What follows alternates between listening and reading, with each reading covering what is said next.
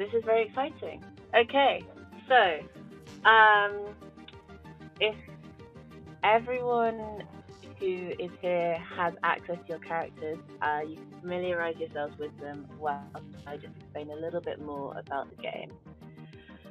So, Full Send is a game that's based on sort of disaster, adventure, mountaineering, exploration media. So, if anyone's ever watched films or documentaries like Free Solo, like Touching the Void, or is a big fan of kind of like books about mountaineering and expeditions, this is what this RPG is based on. So it's set in the real world, and it follows these climbers who are attempting ever more dangerous summits.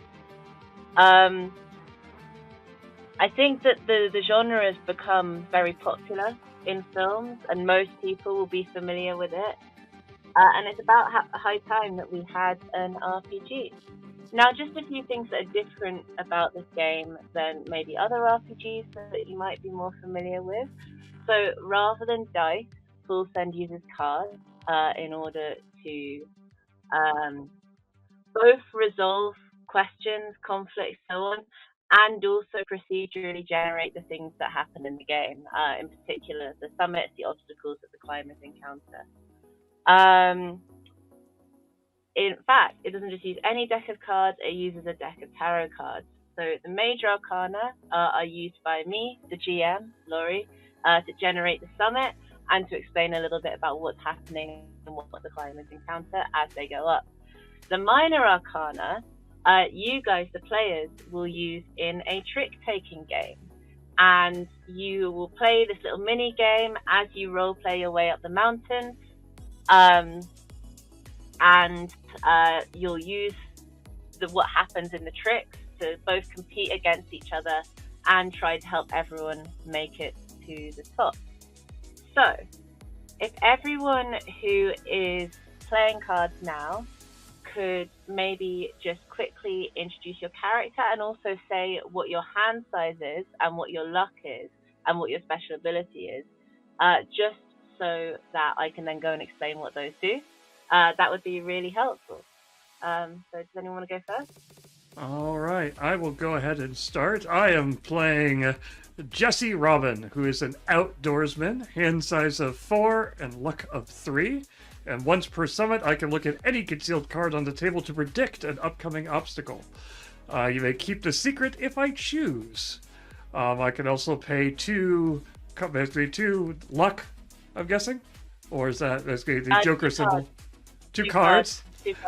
To replace the obstacle with another, which you cannot look at. Mm-hmm. Very good. So who wants to go next? I'll go. My name is 20. My pronouns are she, her. I'm playing Ian. And Ian has a hand size of 5 and a luck of 2. And I'm guessing the special ability is just what's in the text on my sheet here. It says, when I lead in conquering an obstacle, everyone else in the group gets plus 5 points added to the sum of played cards. That is correct. Yeah. So you have an ability that helps other people, rather than one that particularly helps yourself. Got it.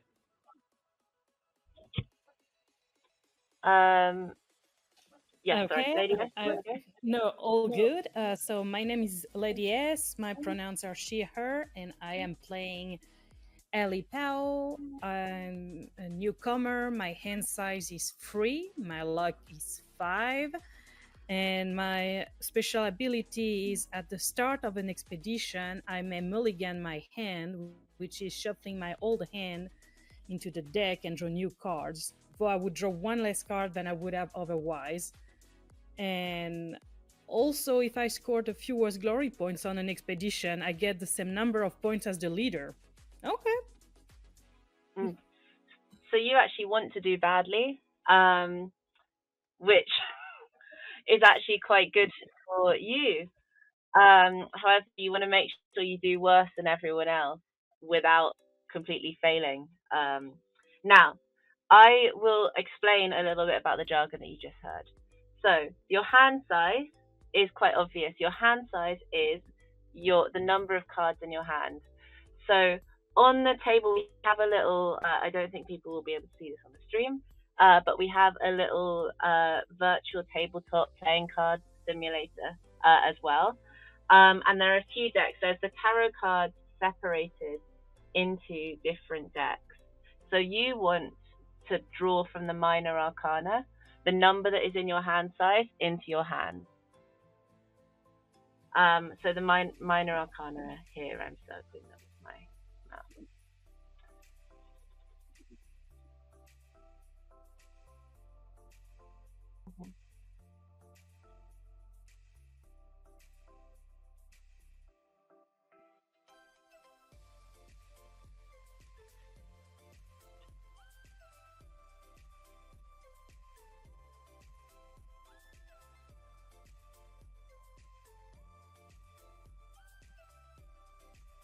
Now, I will not be drawing hands. Instead, I'll be laying out the major arcana cards for us to generate our summit.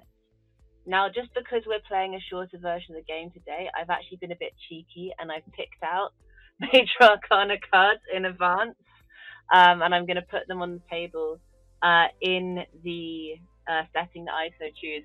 However, if you are the outdoorsman, that doesn't stop you from looking or swapping them if you would like to. I'm not going to prevent you from that. I don't want to manage to pull cards into my hand. I can click the cards, and then they just sit there on my screen.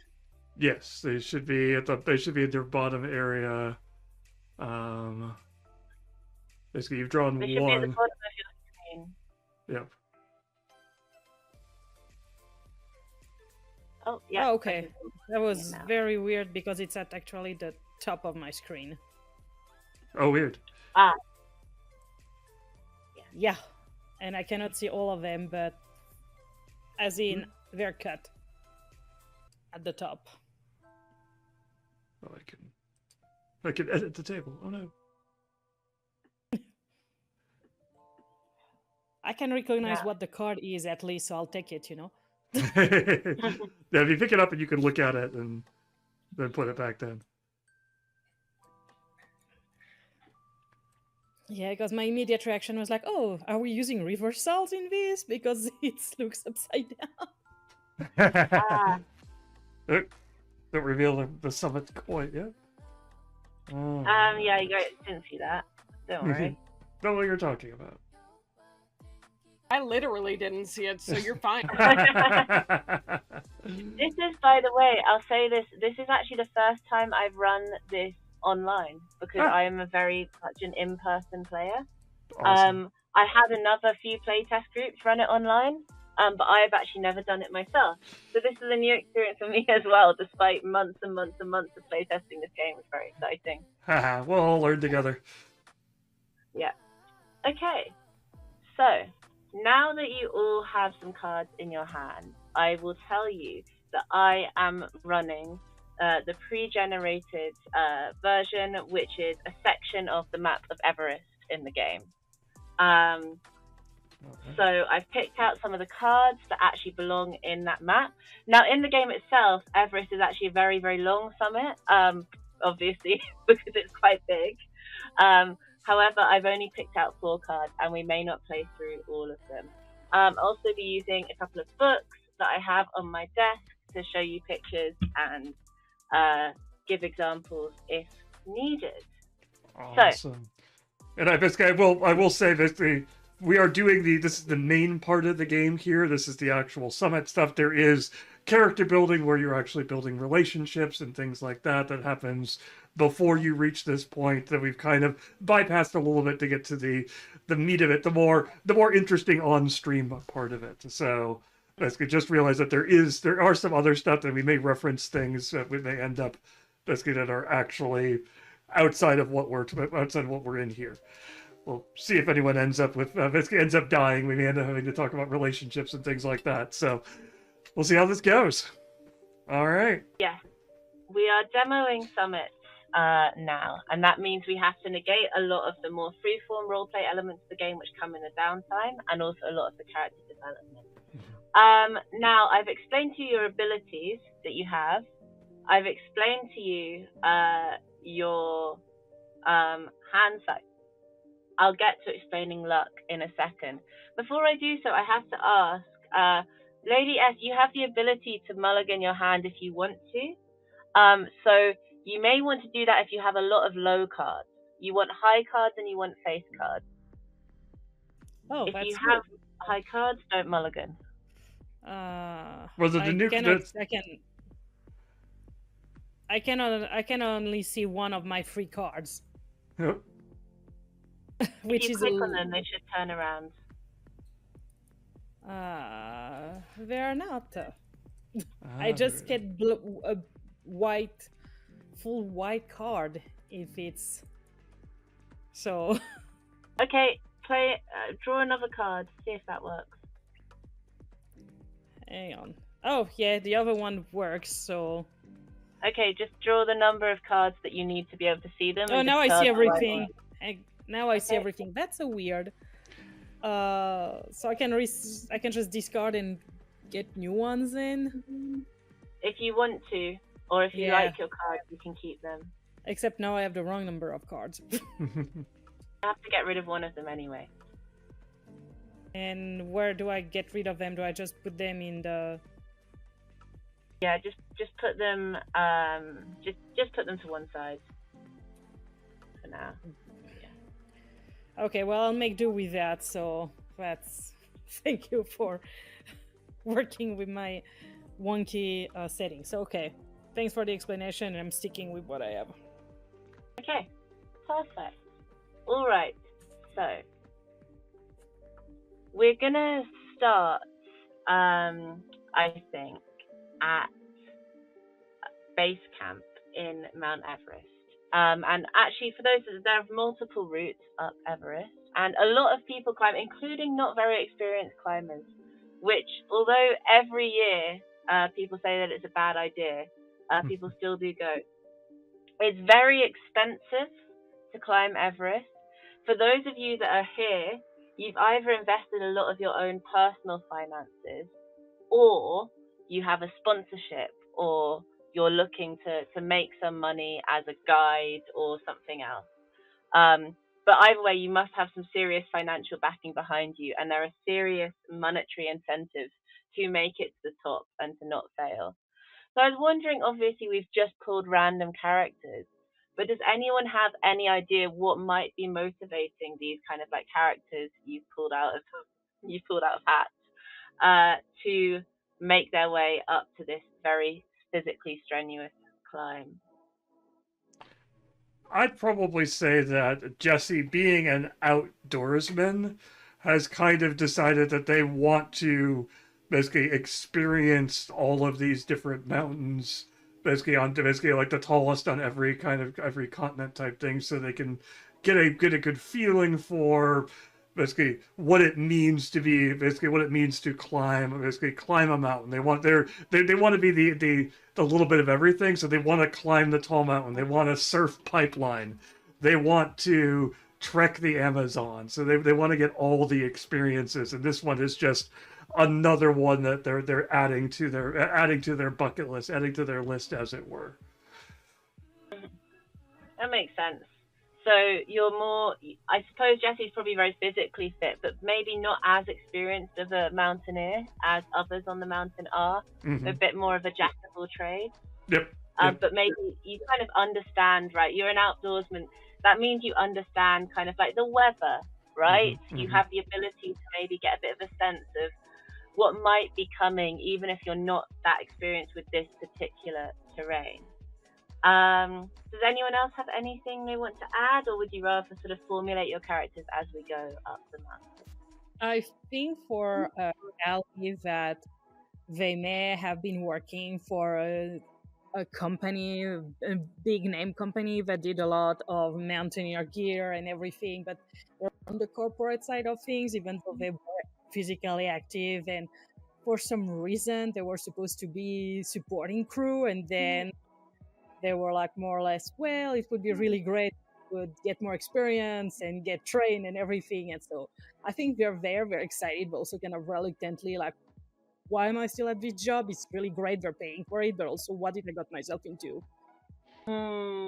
Yeah. Maybe you were like working as a medic or something and then just decided, oh, may as well make it the whole way up. Yeah, something like that, possibly. I think Ian is probably the rich kid who doesn't want the trappings of business and instead is spending his inheritance on adventuring, and decided to become an expert climber. So he's climbing Everest because it's there and because I don't want to be in a boardroom. One thing with Eon is your class is the goat, which means you are sort of notably the best climber or one of the best climbers on this mountain. You already have, and that makes sense, right? You know, Eon's this kid that could have anything he wants, but he just feels this cool and has had the resources and the time to really invest in building those skills.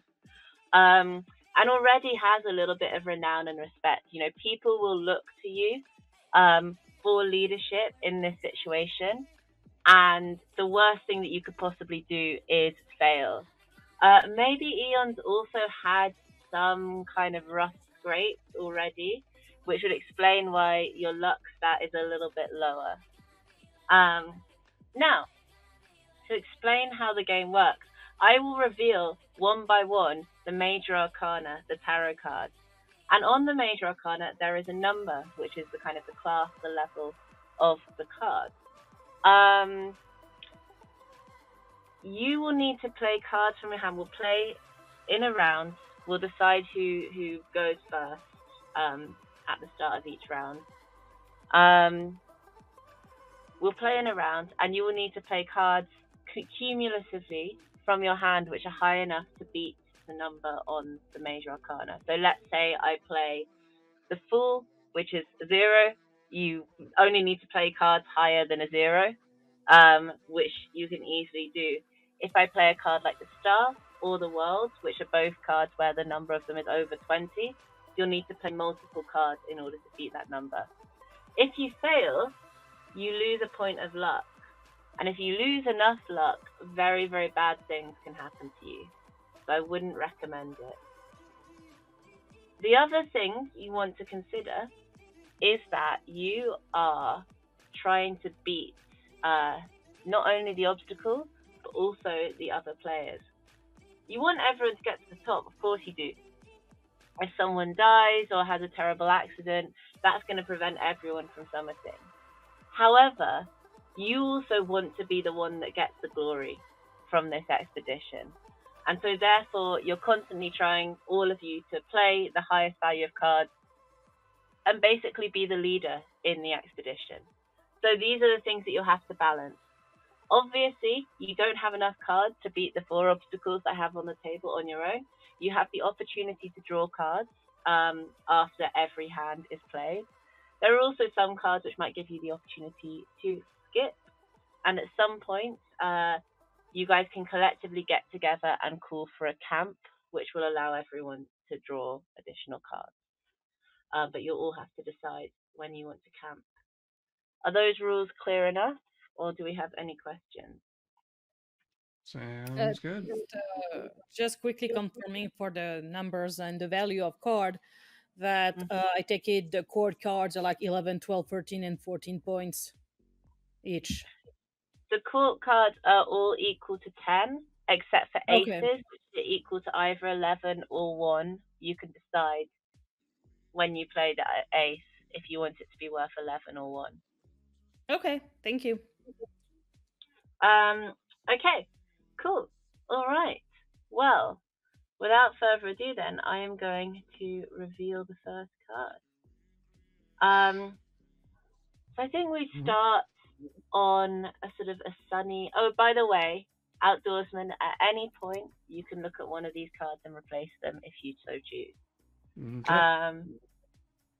Which I would recommend you basically draw it into your hand and look at it rather than turn it over on the table, otherwise everyone will be able to see it. Makes sense. We're starting on a very lovely, beautiful, sunny day in base camp. Now, the base camp of Everest is not actually a particularly pleasant place to be. It's messy, it's crowded, the air is thin, kind of smoky. And despite the efforts of, many, actually decades worth of climbing parties to remove trash from the mountain, still it's a very overcrowded summit. And so generally people want to get out as quickly as possible. You might also have people here who have begun to suffer from altitude sickness, who tried to make their way up to the summit and couldn't manage. There are also obviously press teams, support teams, Sherpas, who play an extremely instrumental role in enabling pretty much any summit of Everest. So it's a crowded and it's a bustling place. Now, you know that in order to get up to the next camp, which is Camp 1, you'll need to gradually acclimatize yourselves to the altitude, which may mean, climbing the same section of mountain time and time and time again. We're not going to do that today because we don't have enough time for that. But I will reveal the first card and I'll show you what your first obstacle is. Okay. So we have the Hanged Man, which has a value of 12. I don't know if there's any way to see this on the stream, if it's being shown or not. But I'm showing you the very cool custom cards that were designed for the game as well.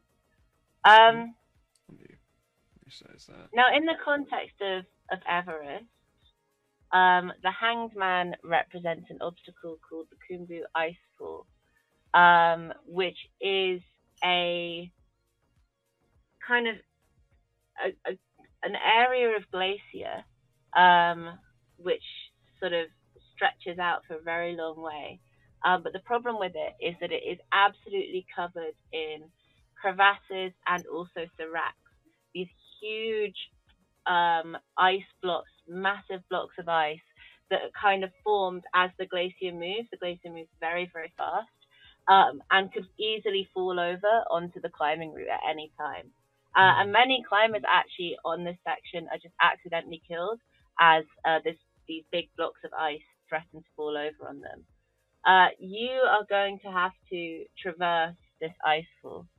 Luckily, at the start of the season, people come, like Sherpas generally, and the first climbing team as well, will come and will plot a path across the icefall. We'll set up kind of teetering little aluminium ladders that you can kind of like climb up and use to get across.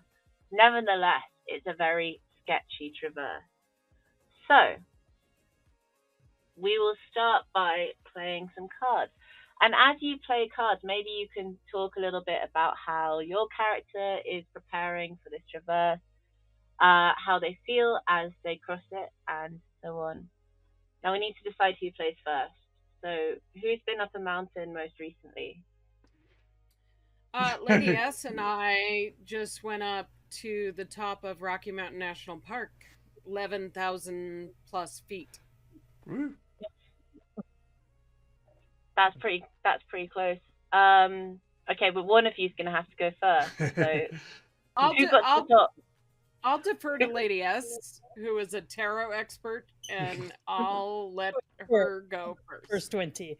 After all, you're the cool kid, so that makes sense that we would let you go first. See? Send the newcomer first. It makes sense. Okay, perfect. Well, you'll want to play some cards and use them a little bit to describe how you're traversing this icefall. Don't forget, you want to play cards with a total value that beats 12, if you can.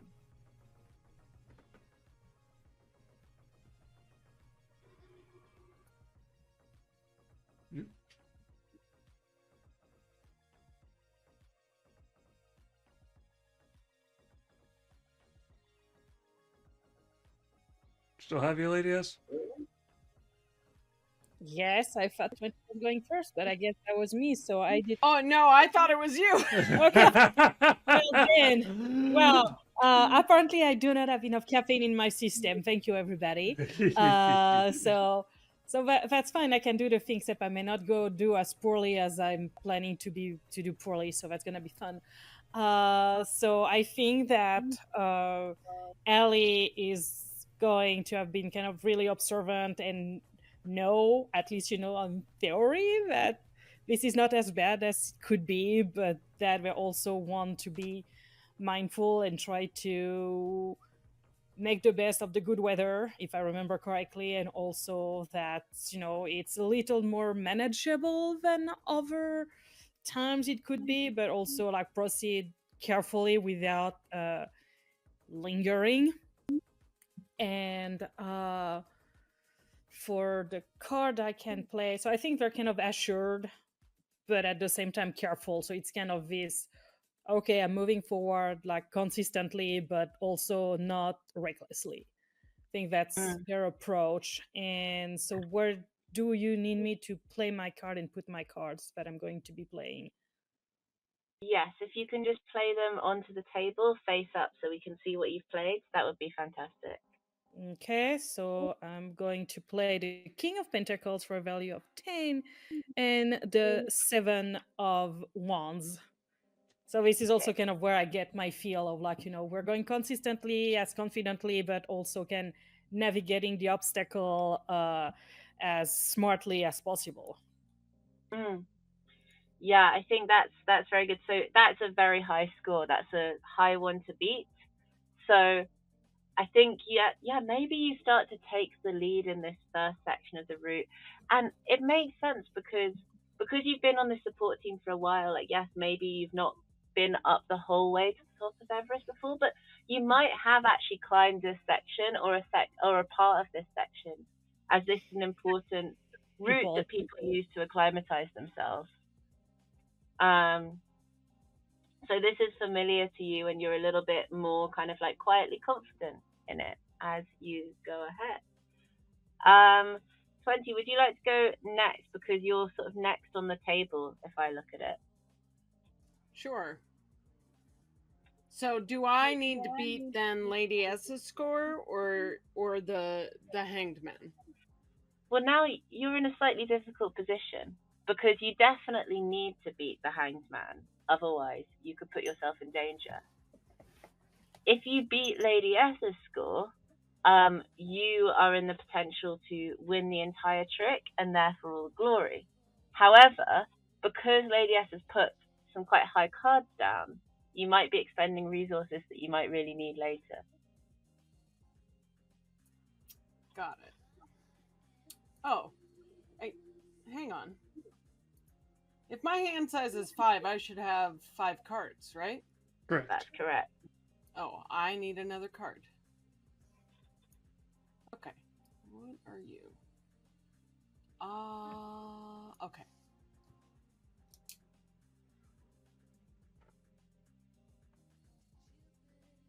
Okay.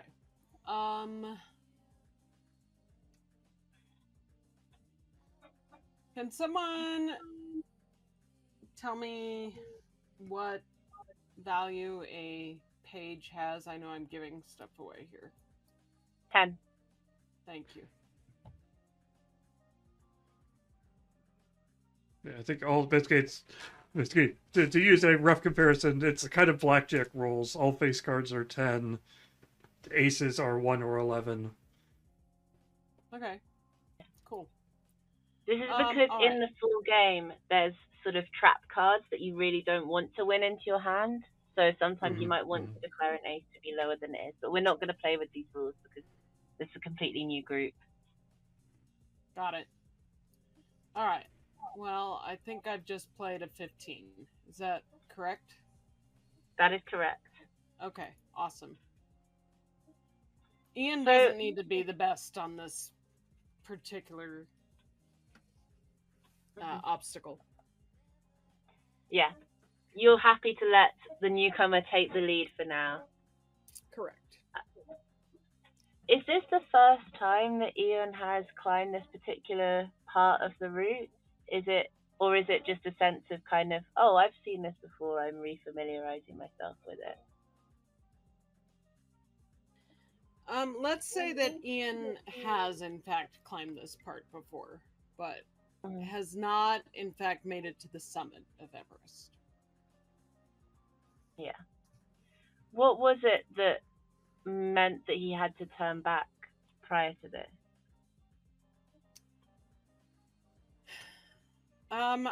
He ended up with a bad bout of altitude sickness and couldn't continue. Like it you know, obviously you're gonna get altitude sick climbing at a certain height, but it wasn't something he could power through. Mm-hmm. Nagging him probably. Yeah. Now How this did is the like other his white whale. Mm-hmm. How do the other two of you feel about having to kind of like share this summit with someone who's such an obviously famous climber? Yeah, he hasn't got back to the top.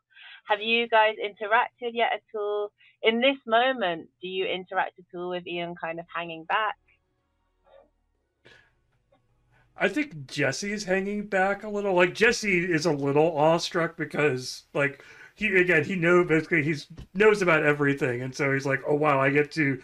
I'm basically my attempt to go up Everest is basically getting to go with Ian, and that's going to be an awesome thing to add to that list of accomplishments he's got, and be able to connect with and be able to guide him with it. And he's a little overstruck by that, and probably that's going to kind of move into my he's going to kind of hang back and be like, wow, okay, I'm going to watch the expert at work and see how they accomplish things, how they do things. Like he's got some experience. He's not hopefully he's not dumb enough to try to tackle Everest as his first, but he's at least Jesse is at least trying to basically trying to pick up something new here, trying to always keep his mind open, learn new stuff from such a great climber. Would you like to play any cards with that approach in mind? Oh yeah, definitely. He is definitely hanging back, basically taking it easy. He's like, this is a marathon, not a race, and so he's not going to try to prove anything at this point. Like he can definitely tell that competitive spirit that's been pushing him this entire time is starting to stir, because you don't get to this point without having some of that. But he's like, okay, right, basically hold back right now. It's okay. We got this first one. It's just a start. We could do this. And he's hanging back and watching how these people handle it. And he's like, I'm gonna basically when they start to slow down, that's when he's gonna make his move. Okay. Nice. And are any words exchanged, or is it just quiet determination at this point? I think he would basically be a little bit basically kind of trying to cheerlead a little bit, at least unless Ian shuts him down. He basically he's very sensitive at this point to if Ian tells him to shut up and just climb, he 100% will. But he wants to be part of the group. He wants to basically he's like, I'm getting to do this. This is great. But at the same time, he understands that people like Ian have connections to these mountains that he doesn't. And basically, if he feels like he's stepping on toes and overstepping his bounds, he's going to be like, okay, let them get there. Let them have his connection. Yeah. It's almost a feeling of entering kind of a bit of a sacred space, where obviously Everest is sacred, literally. But it's also something that, as you're right, like some of these people just have this obsession with summiting, and it's something that you maybe don't want to get in between or interrupt. Yeah, I totally get it. Okay, cool. On the screen at the moment, I can see you've played the 3 of Cups, Jesse. Mm-hmm. Do you want to add anything to that? I think we're beating it handily at this point, right? No. Are we not? You need to personally beat it. Oh, I basically. Basically, do I basically? We're beating the obstacle, though, right? Mm-hmm. Okay. No, you're not. You want to play above a 12. I want to play above a 12. Oh, okay. In that case, let me throw that in there as well. So that adds up to a 14. So you have all managed to traverse the Khumbu. Icefall. Lady S, you won. Ali won. Therefore, weirdly, it is Ali, the newcomer, that actually leads on this section, treading confidently as the two slightly more experienced the outdoorsman and this kind of famous climber, Eon, follow in your footsteps. How does that feel, Ali, as you lead these two more experienced climbers? Ellie is probably a bit surprised by it because we're really just trying to be smart about it. Because we also recognize that they're a newcomer, even if they've trained and were in support team before and patched up a few adventurers and more experienced maintainers that didn't always do the smartest thing, and sometimes it was just the elements. So I think that they're not really feeling cocky or anything. They're just like, okay, this is working so far.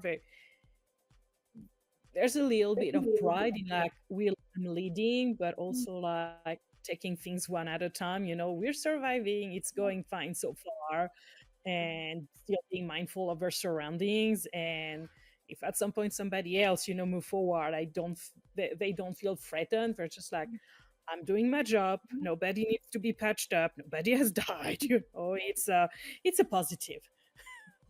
Mm.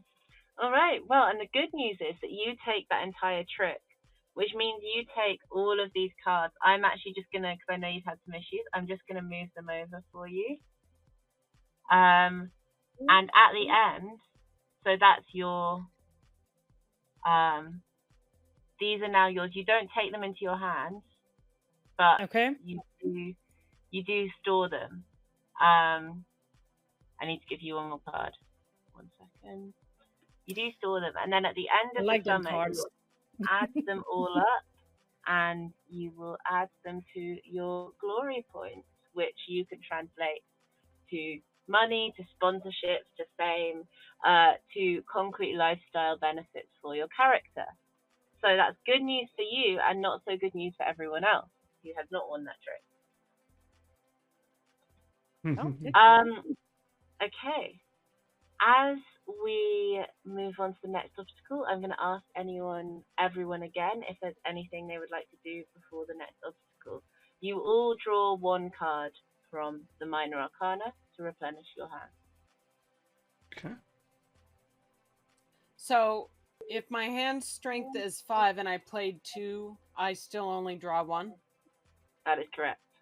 Okay. Are there supposed to be blank cards?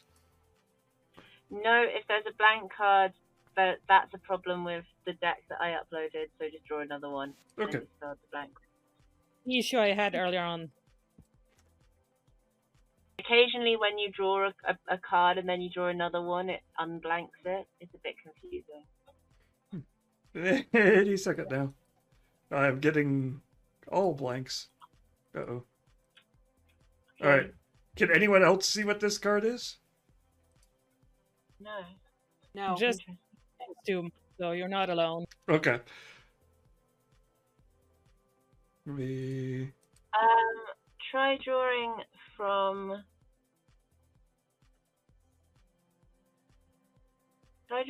This deck. The complete deck. There we here. go. And then if you get a Major Arcana, just get rid of it. Got it. Because I'm at 4 cards and I can only see one from my old hand, and I don't see anything else. It's not sure what I'm supposed to do at this point. Sorry. Basically, you should end up with 3 cards in it. Well, not 3 necessarily, but yeah, that deck is just blank right now. Yeah, and Oh, one works. how can we get rid of the white one? Where should we? We're just dump kind them? of stacking them in the corner. There's a pile. There's a discard pile we've been creating. Yeah. Oh, wonderful! There we go.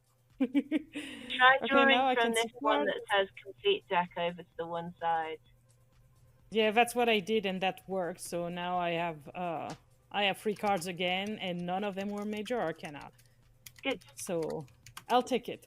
I've got a duplicate. Basically, I don't remember. Basically, I'm not as familiar. Is that a problem, or is that okay to have a duplicate? It wouldn't happen in the actual game.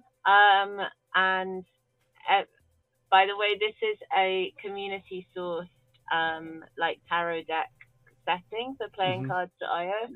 So thank you very much to the person who created this tarot deck. There are obviously a few problems with it, but it's still very nice that they created it for free. So, yes, much appreciated. Yeah. I will draw another one to replace the. Yeah.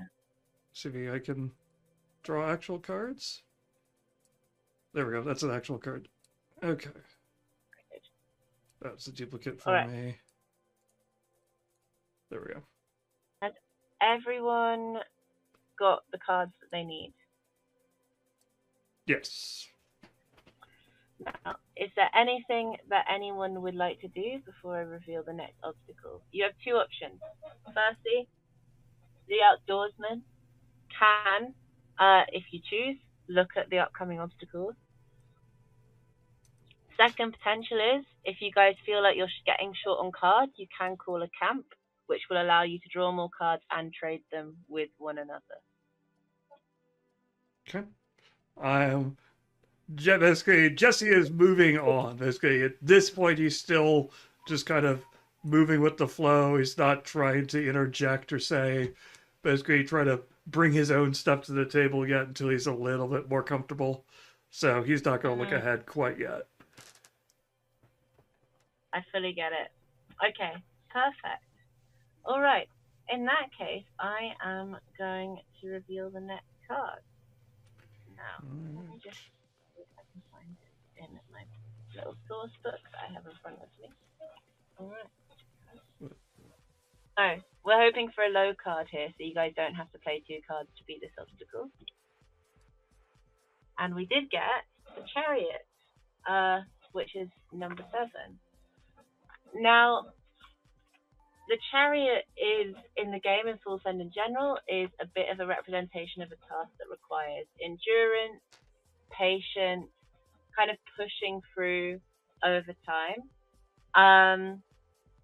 And on this particular pre-gen, what it represents is a part of the route up Everest called the Western Coombe.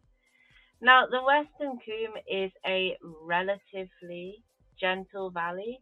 There's a glacier with sort of humps and dips that kind of go over the underlying strata of the coombe itself. And it is where these kind of like humps and dips occur, the glacier fractures into various crevasses. However, these are pretty well mapped. Some of them are narrow enough you can step across. Some of them are hundreds of feet deep, 70, 80 feet wide. They can be up to half a mile long.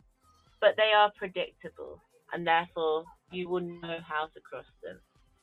That makes it significantly less dangerous than the Icefall. However, it's long, it's hot, it's a hot walk, and it will take a long time for you to reach your destination. So, the winner of the last hand gets to play first again. So, Lady S, how is Ali tackling this obstacle? Are you going to try and win this trick again, or are you going to hang back a little bit more? I think Ali is going to, be more steady, wins the proverbial race here, and carefully trudge around because they're also they would also probably know that this is far from being the worst section, but that also, again, just being pragmatic about it and knowing it's still going to be a significant trek to go through that it's going to be steady and they're not going to feel the need to necessarily win that. They're just happy to move through it, and get on the other side without being completely exhausted or having hurt themselves. So the chariot being a 7, I'm going to put. I again got the 7 of wands, and I'm just like, okay, and the 2 of pentacles, which bring them to a 9 in that Okay. more steady going, you know, trek. Nice. So you've played cards equal to a 9. You have 1 card left in your hand at the moment. Mm-hmm. But you are keeping calm and heading up the western combe, up this long, winding path. Leon, what do you want to do? How do you want to tackle this?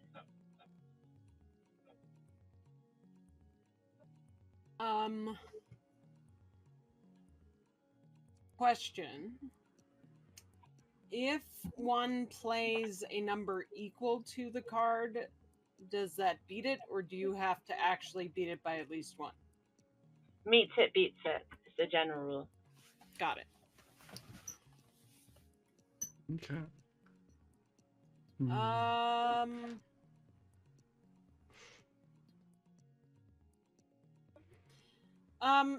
Ian is going to kind of confidently take the lead.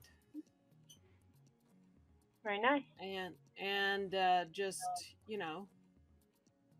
be like, all right, y'all, we got this.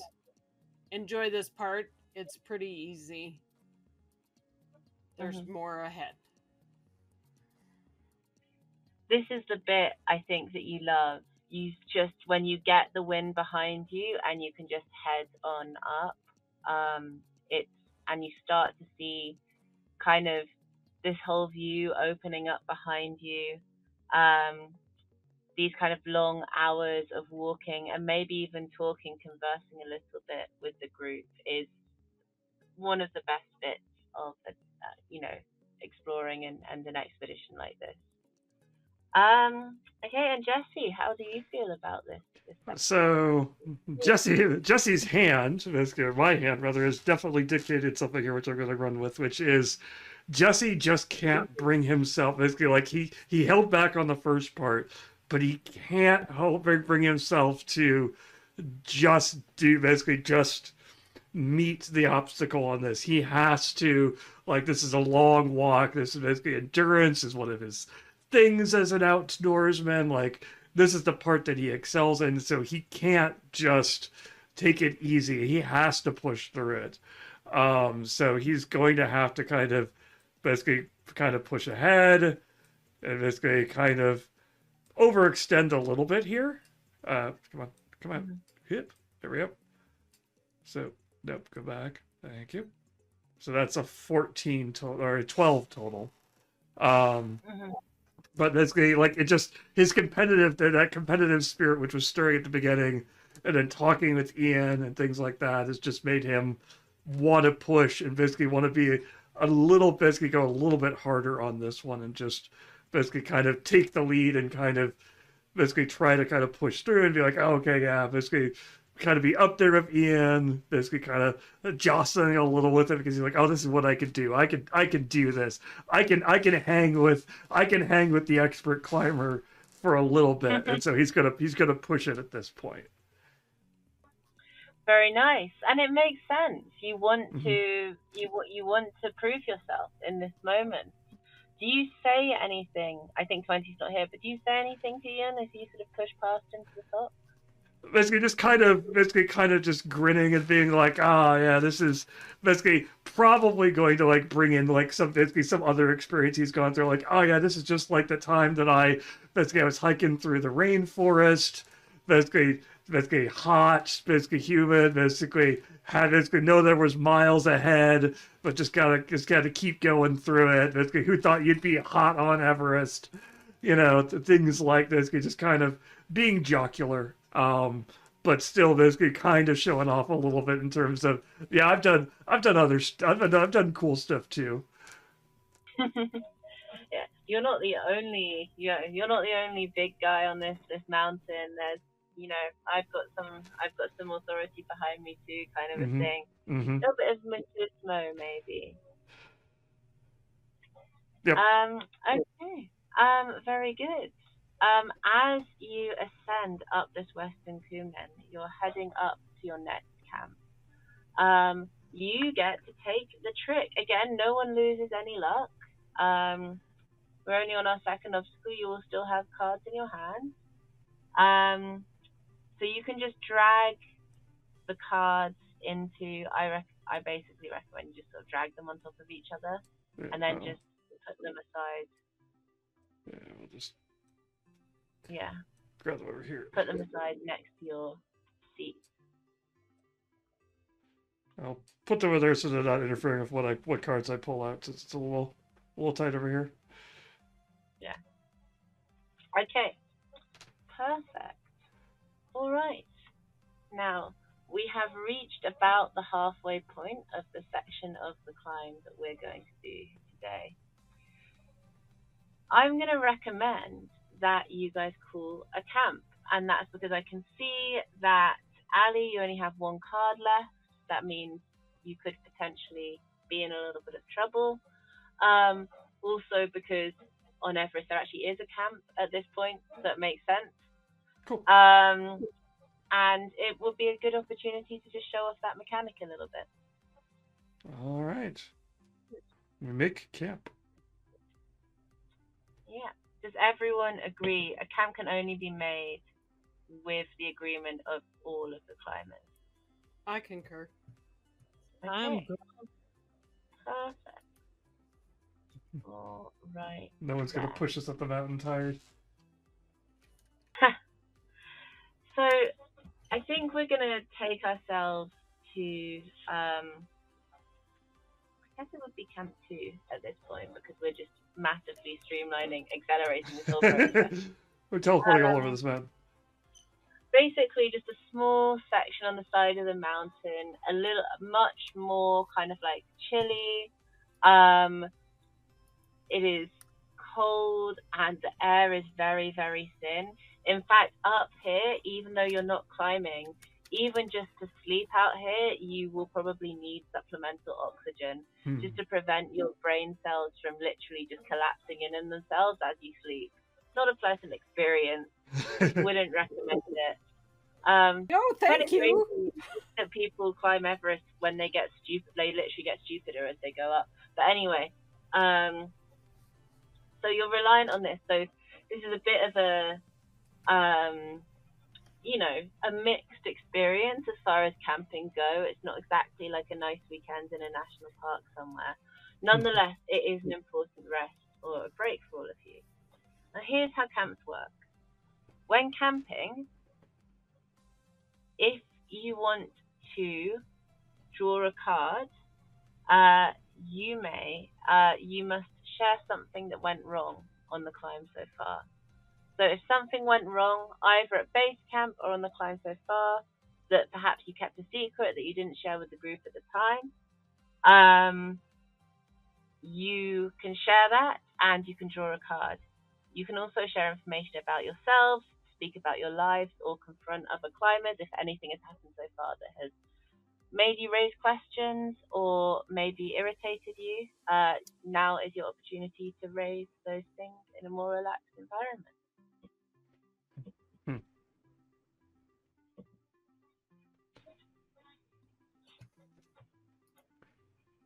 So Jesse probably basically, is this something that Jesse is basically actually confessing to the group basically out loud, or is this something that I, as the player, have said basically stating about Jesse and basically revealing the weakness to the players? Um, it's something that I think needs to become apparent to the characters, either through Mm. Jesse actually admitting it or through something happening that clearly reveals it. And this is really because there's a lot more interaction between characters during downtime, but camps are a really good opportunity. I'm going to give you a little bit of game design insight right now. Mm-hmm. Sometimes it can be a little bit tricky to get players role playing together in Mm. this game rather than individually. You'll notice I've been asking you a lot of questions so far. This is something that actually it happens in a lot of RPGs like D&D as well, but I find that if it's kind of quite a tactical game and people are kind of focusing on their own play and their own long-term strategy, that can be even more difficult. Which is why I ask you players a lot of questions and try to get you interacting with each other.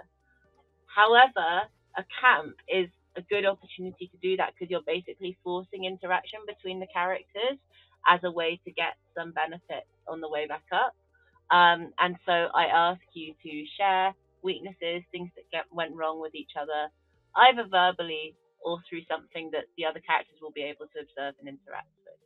That's the logic of the game and the logic of the design of the camp. So I think that basically, given what Jesse pushed himself on that last obstacle, and didn't quite realize basically carrying all the tank and all the equipment, because you're packing up a lot of stuff when you're going up there. You're not just walking up there with just a backpack or something like that. You're carrying your oxygen, you're carrying your food, you're carrying your basically equipment and things like that. And so I think he's starting to second guess just how much endurance he has.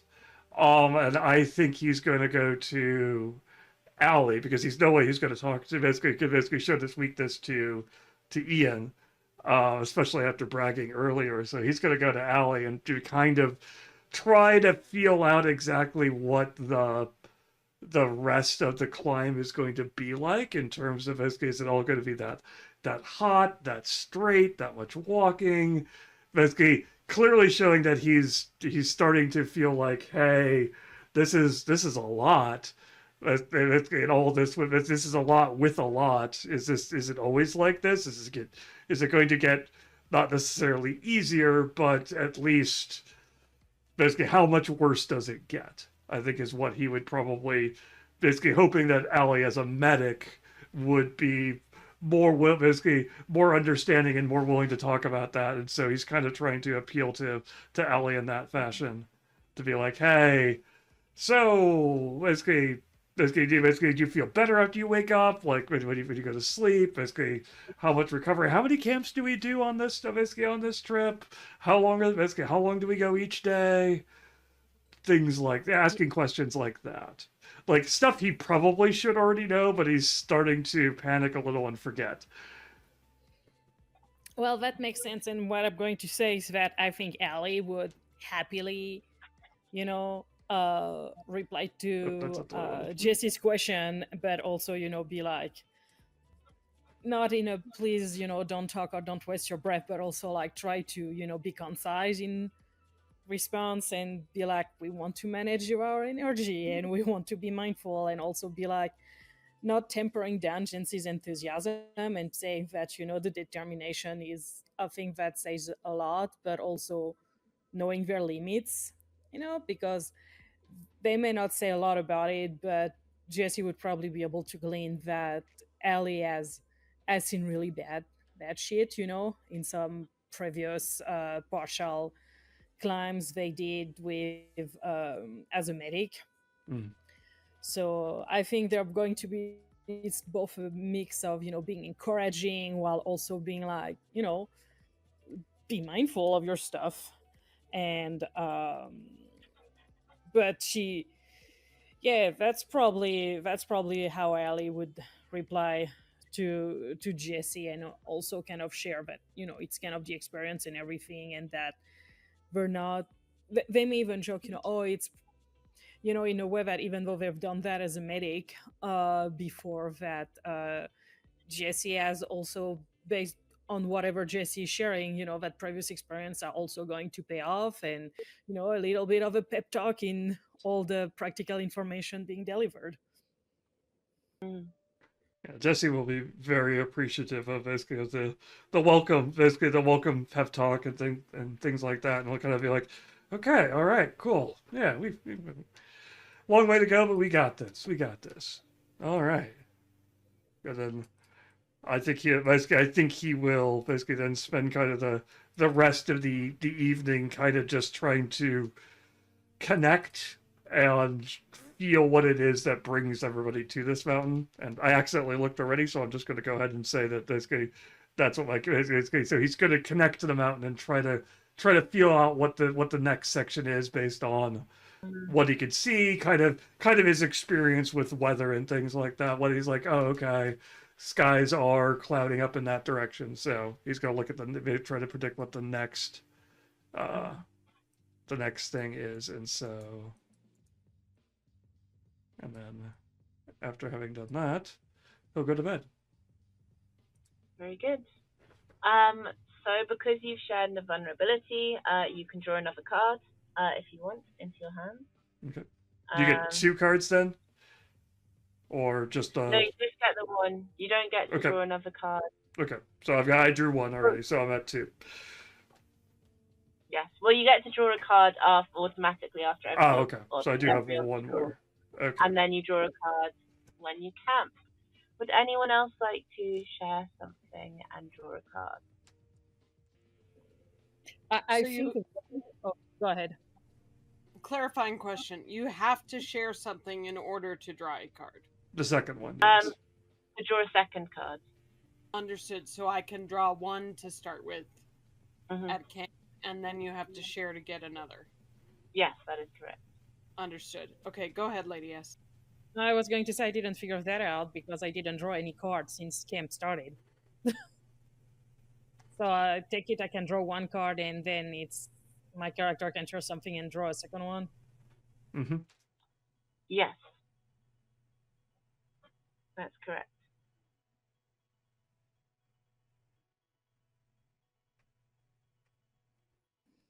Yeah, I think my character may have shared more, but after talking with Jesse, they realize they don't really want to dwell on some of the stuff that has happened, So they're kind of like deciding against that. They shared some and supported Jesse, but otherwise they're kind of like, yeah, I'm not really in the mood to reminisce on some of the bad stuff that has happened, That's fine. They leave you with 2 cards in your hand. And Jan, how do you feel? I'm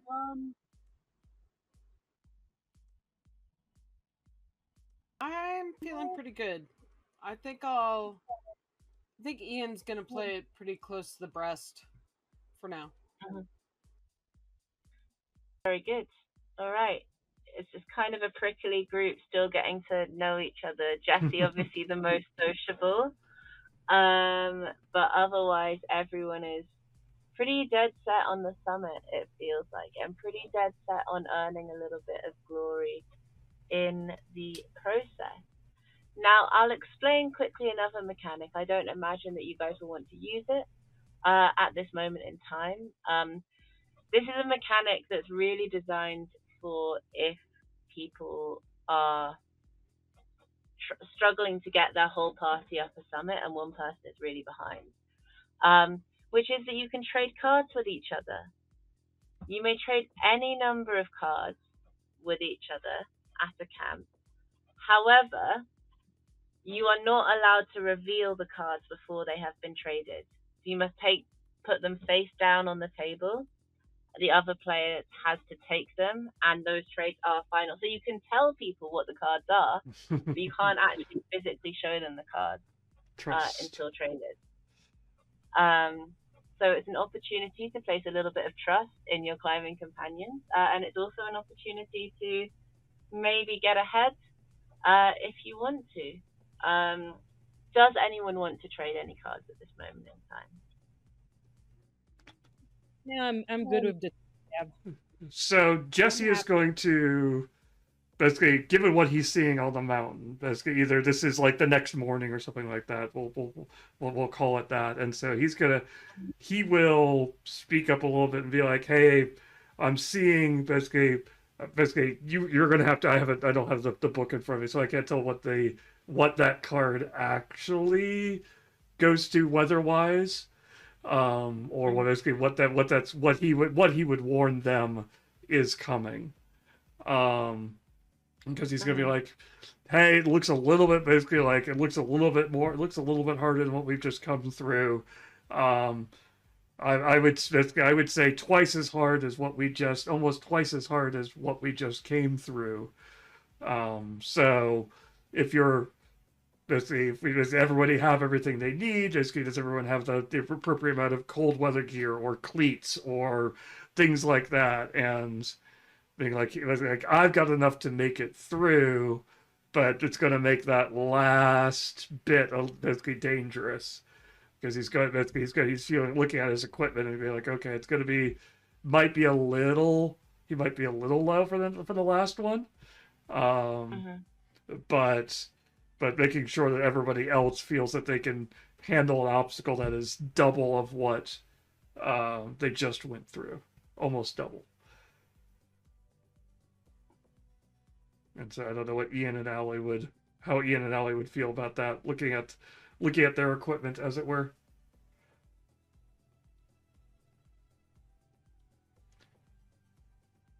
Now, I want you to bear in mind that if you allow Eon to lead in an obstacle, everyone gets +5 points to their score.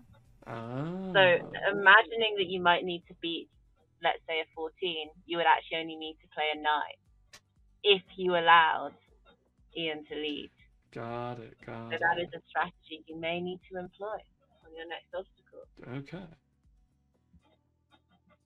However, we will now move in. It doesn't seem like anyone wants to make any changes or trade any cards. So I will Jesse now tries. Everyone's got their poker faces on. This is what I love about this game. It's like you always get these players that are like really trying to get everyone to the top and help out, because there are mechanical benefits to everyone getting to the top, or there's big disadvantages if someone doesn't make it, which I don't think we'll have to go through today, because I think we only have time for one more prompt, sadly. But also, people do get their poker faces on, because ultimately there is that drive to do better than everyone else. There is that drive to lead. Okay, I will now reveal the next obstacle, which is death. So, the death card is a score of 13. Based on what Mark said. Yes. I will. So it's a score of 13.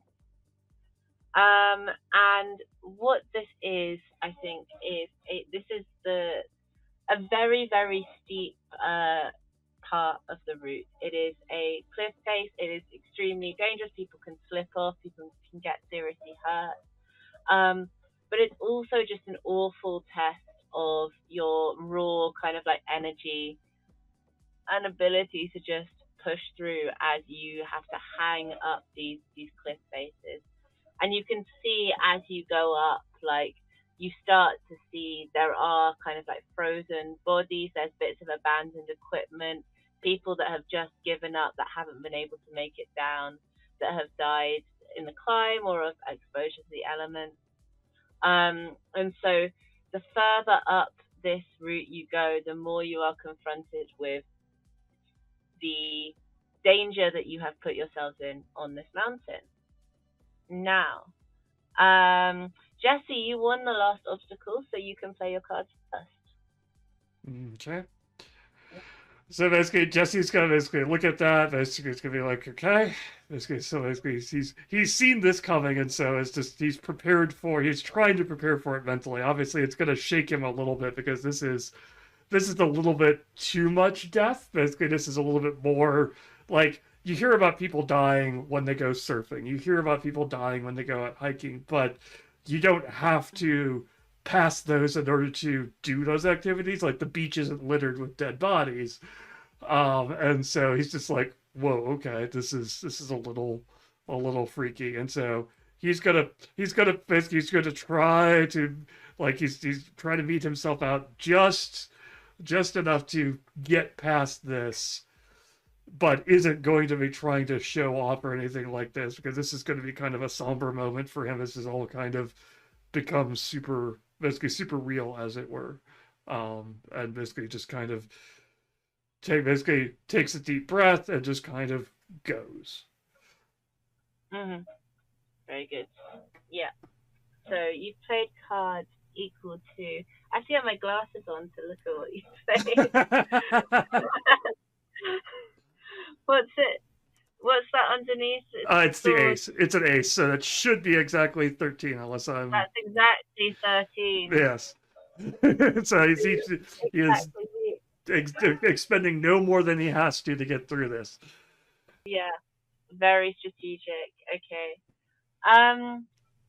Yeah, and so is this the first time that you have, I guess, confronted the possibility of death so closely? Is that why it's freaking you out? Mm-hmm. Have you ever had a close call before on a different expedition or a different one of your adventures? Oh, he's definitely had close calls where basically he's gotten barreled on a wave, and he's basically been under for those few seconds which feel like eternity, and basically trying to figure out which way is up, and kind of did the, oh, basically is this the end? But basically the adrenaline usually kicks in and basically pushes through it. It gets that fear reaction, and basically that helps to push through it because it's short. Basically, it may feel like forever under the wave, or it may feel like forever in that hike. Basically, that short moment of a short fall or a short stumble or something like that. But it's more basically adrenaline can help push through it. Where here, adrenaline is just going to get him deader. It isn't going to help here, and so he's kind of basically a little bit like, oh, okay. And he's trying to hold back, which is why he's very, very conservative on on how much effort he's putting out. Because this is a bad place to freak out, and he knows that, but there's still a small part of him which is going, oh, okay. Yeah, and also it's so hard to breathe. That's the other thing, you know? If you're already kind of freaking out a little bit and then you just can't get enough air in your lungs, that is just a total recipe for disaster. So you have to work very hard to control yourself and your body. Ali, it's Lady S, it's your turn to play next. So how is Ali approaching this obstacle? I think that's the highest the four of us Ali went so far on that climb, and I think it's going to be difficult for them because they lost. They didn't make it clear when they talked with Jesse, but that's one of the places where they lost somebody in the previous time they were there when they started as a medic. So it's kind of like, it's struggling with their own demons and their own memories, even though they kind of know it's a dangerous place. It's like they know they can pull through now, but it's really like more the dealing with what happened before, and so it's a mix of really psyching them up, kind of wanting to make it for those who didn't, and also this is really trying to move through it, and they're going to be able to do that, and I think they're gonna surprise themselves when they're doing that. And putting Knight of Pentacles in an 8 of Pentacles. So once again, you're actually aiming pretty high on this. Trying to survive here. Yeah. Now you have no cards left after playing this. Yeah. It's bad. I fall on my ass, so. Yeah. I will say, strategically, there is another option, which is you could keep your 6 back, and you could hope that Eon plays cards higher than a 13, which would then add a 5 to your score. But you then are reliant on someone who has not yet played. Okay, well, that's good to know for future reference. However, you're sticking with it. You're going straight on. I like it. All right. Yep. That puts you in the lead. Okay. And so that is you've had these kind of like close encounters with death, and it's something that is very, very close here, and it's shaken you, but you are finding that strength within yourself and pushing through. And so finally we have Eon. Eon, is this where you turned back last time, or was it even higher up that you had to turn back? It was higher up that I had to turn back.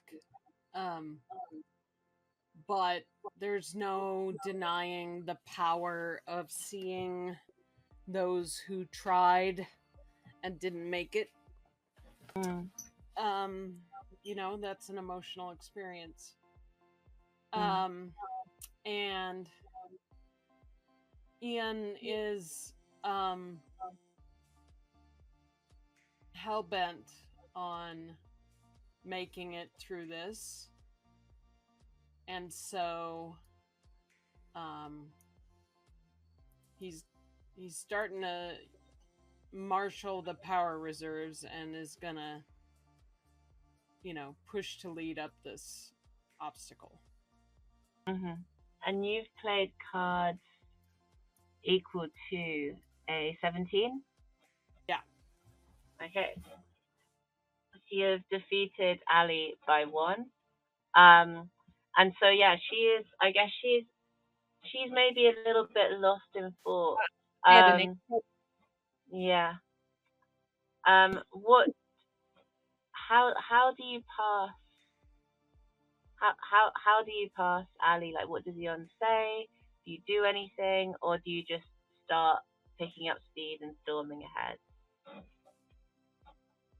Well, he's not trying to be a jerk. You know, he just is determined, and he just, you know, he could see she's determined as well, but he, you know, just walks on by, but not to be a jerk about it. Yeah. Oh. Okay. Well. Oh, wait a minute. You had 18, didn't you? That's what I counted, that it was an 8 of pentacles. What is an 8? Oh, is that an 8? Miscounted. Oh, yep. Sorry, I didn't see. That's on me. Yep, that's okay. But let me say it this way then. He's like, all right, this newcomer's got it going on. I'm going to follow her lead and be right behind her. How about that? Ali, you're absolutely making your name on this mountain then. I apologize. Yeah, I thought that 17 beat an 18 because I'm really good at math. It's okay. I thought I was the one being wrong. I was like, it looks like an 8 of pentacles, you know, by tarot nature, and then I did the math and was like, oh, my math were correct. Yeah. No, it has an 8 written on it as well. I just only looked at the 6 little pentacles on the side. Yeah, he's got one he's working on and one on the ground, which is what makes the 8, which is, I mean, it's interesting. I love this guy. I love the art in these cards. It's great to look at and just spot little things. Yeah, it is an adorable card. I think the pentacles are probably my favorite of my favorite suits. For what it's worth. Okay. Anyway, yeah, I think Ali, as you make your way up here, you are kind of secure in the understanding that at this point, you may have expended literally all your resources. You could be in really serious trouble on the next obstacle. However, you have certainly made your name, and you probably still have enough luck left in you that even if you lose a little bit of luck on this mountain, even if you have a narrow scrape, you'll be fine in the end. So you take the second trick. So I'm going to just drag all of these cards towards you. So these are all just points I have. Okay, there we go. All right, so we have 2 tricks here and 1 trick down here. Okay, All right. Now, it is just past half past. I know there was a plan to finish up the kind of like play demo section at half past. Are we still on for that plan, or do people want to continue? Basically, I will pass that. I will pass that back to you and be like, I'm willing to basically talk for a half hour after whenever we end. But I know that it is much later where you are, and so you may have a harder cutoff. We're probably another 15 minutes for the last obstacle, given how long these have taken. So it would push us out to another 45 minutes total. I also don't know if 20 or Lady S have cutoffs that they want to get to. If they want to finish this out. I am fine to stay and play, but if you all need to get to the talking bit, I'm also fine.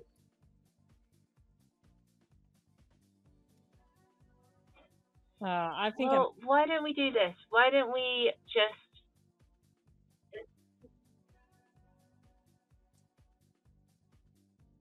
I think I cut you off as you were speaking. Lady S, were you saying something? I was saying I was okay with sticking around if that worked for other people, or I'm happy to do whatever our guest GM feels comfortable with. I used to live in Europe. I get it. Well, how about this then? I'm going to reveal the last obstacle, and we'll just play a hand, and then rather than everyone individually role-playing, we will kind of resolve that at the end of the hand, so it should only take a few minutes, and then we can talk a little bit about the summit and what a scoring might look like. Sounds good. So, the last card is the Sun, which is a 21. Now, this is the one that I was thinking people might want to swap. However, I think what this represents in this moment is just a total. I think maybe actually, you know what it is? I think you get to the summit, all of you, and you look out and you're just too exhausted to even snap a picture. Take a couple of pics, but there's a queue of people behind you. There's a group with you as well. Like, you've not done this on your. It has to be said because we're role playing and then. Doesn't that say 19 on the Sun? Yeah, it does. I can't read properly. And I'm reading upside down. Yeah. Too, and I was like, I didn't even check the number. Like, the Sun is 19 major arcana. I'm just working on muscle memory here. It's a big number either way. Do you know what's the worst thing? I have a degree in archaeology. Like, I should be able to read a numeral. And I also look at tarot cards all the time. I've designed like 4 games that use tarot cards. And I think it's the dyslexia. I still get all the numbers, like all of the numerals jumbled up in the wrong way. But anyway, yeah, I think it's, what it is I do want to say this, by the way. We've role played this ascent of Everest, but no, like, Western climbing teams don't get up Everest without a group of Sherpas. And it kind of has to be said, like, you are not alone. There are people with you who are doing a lot of the heavy lifting, and who are kind of often treated a little bit as this sort of set dressing, which I want to kind of avoid in the way that, you know, in the way that we talk about mountains like this. But yeah, you know, there are people with you. Someone takes a photo of you. You look down. You're too tired to really feel like you've achieved much. And then you look behind you and you're like, I have to go all the way back down now. You know, you can't stay here. That's exhausting climb. You have to do the exact same thing in reverse. You have to make it all the way down. And it just feels almost impossible. But we can play our cards and we can see what way it falls. Yeah. Jesse's just exhausted. He's just kind of basically just almost slipping, tripping, this has pushed him beyond what he thought he could do. Basically, beyond what he thought he could do, and then beyond further that. And now he's realized he's made a mistake. This is a lot to bite off for your first jaunt up a big mountain, you know? His overconfidence has gotten the best of him. Oh, he's played the chariot. Oh, that's actually a major arcana. But because it's a 7, I think we can just say that it's a 7. I don't mind that. Unless you want to redraw and see if you can get a higher card. That's fine. I'll basically that feels like the appropriate response from Jesse at this point, which is just he's gone too far. Basically he's pushed too hard. He's made it to the top. Basically, like, he wanted that goal, he wanted that checklist, and now he's paying for it. Now he realizes, oh, this hurts. This hurts in a way that he can't just walk off. He can't just turn me. Basically, there is no emergency backup that can get you off of Everest once you've realized you've screwed up. You're stuck with it. Either you're getting basically you have to get back down. He can't pull an emergency ripcord, which he's used to basically being able to prepare for that and have that backup. And I think even in his mind, he still had that backup. Like, even when he carries satellite stuff when he goes on long hikes and things like that, or basically knows there's nearby hospitals and gets that information. And he just kind of assumed he had that safety net here, and is now realizing he doesn't. It is now just kind of, it's setting in, and it's just basically despair. Like, how do I get off of this? How do I get out of here? Yeah, I think maybe you turn your oxygen meter up a little bit to try and get some more air in. Maybe you turn it up a little bit too much. You become lightheaded. You start stumbling, and you're gonna make your way back down, but you're gonna lose a luck point, which reflects the number of times you can really get in over your head on a mountain before your luck eventually runs out. Unless you get saved. True. Lady S, would you like to play cards? You can draw. You do have one card you can draw. Well, I mean, beating a 19 with a single card wouldn't be possible anyway. So I think that they're going to be like a split second. Could I even push forward? And they're just going to be like, no, it's kind of like I've made it this far, I've made it farther than before, and also why on earth did I get myself into that, kind of deal. So, but there's also still some pride about the fact that they were able to push beyond the previous one. That was a really sticky point for them and bad memories. So it's like it's still a win, even if they're like, there's no way in hell I go further, Yeah, you and again, you still have plenty of luck. Actually, as a newcomer, you've got, you've got luck to spare. You can make it down. I think maybe someone helps you down.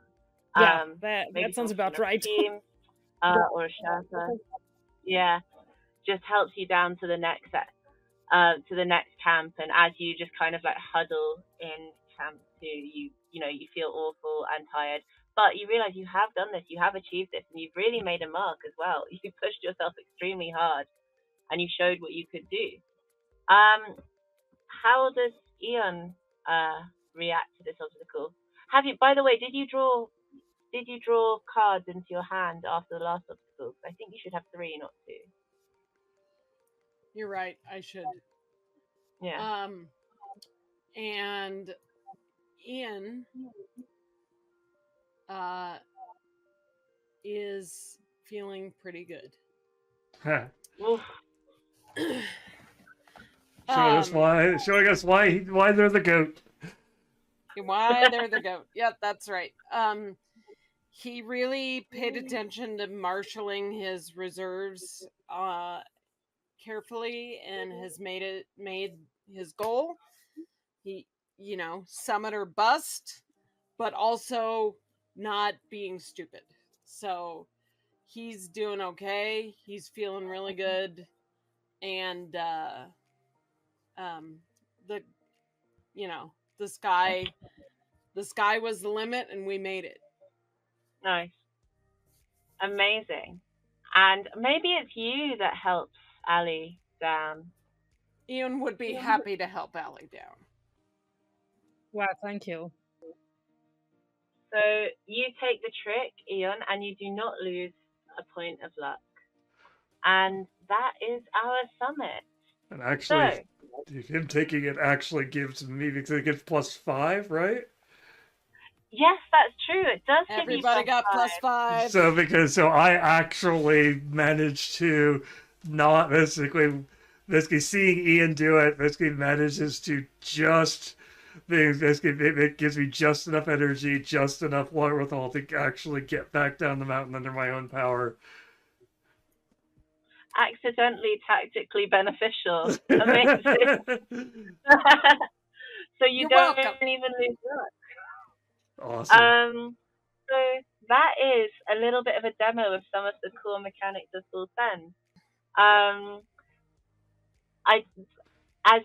I will just say, because you played kind of very raw characters. So in the next period, if we were to do downtime, you would have the ability to spend your points.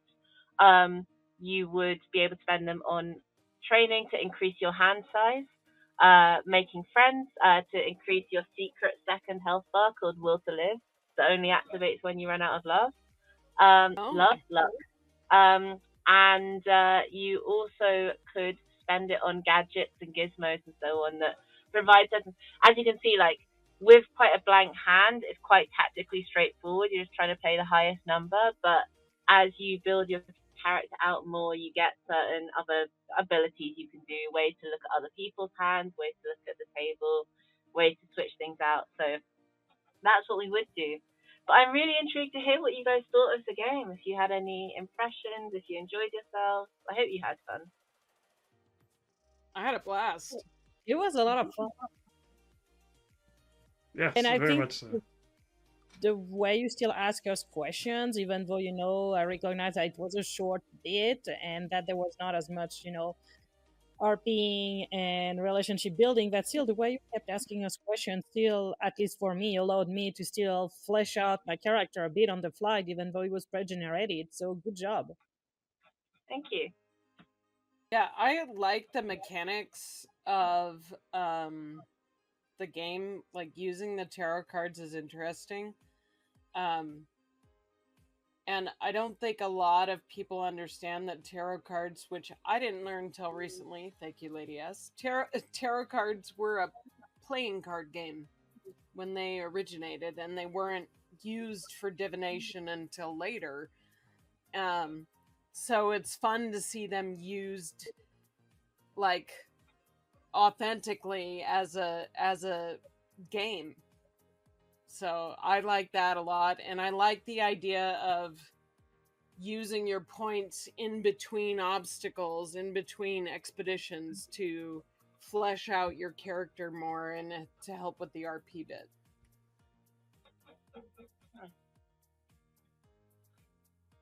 I really enjoyed the way that you guys played your characters. I think, it was really nice how you could start to see storylines developing even over the course of a very shortened summit.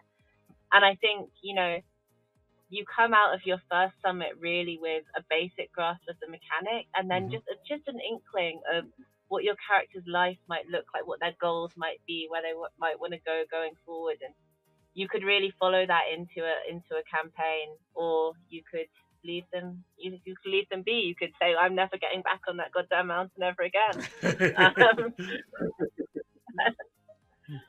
That's 100% Jesse. Jesse's surviving barely, and it's like, cool, check that list, not done with mountains. Jesse's like, I'm going back to extreme surfing. Give me something safe.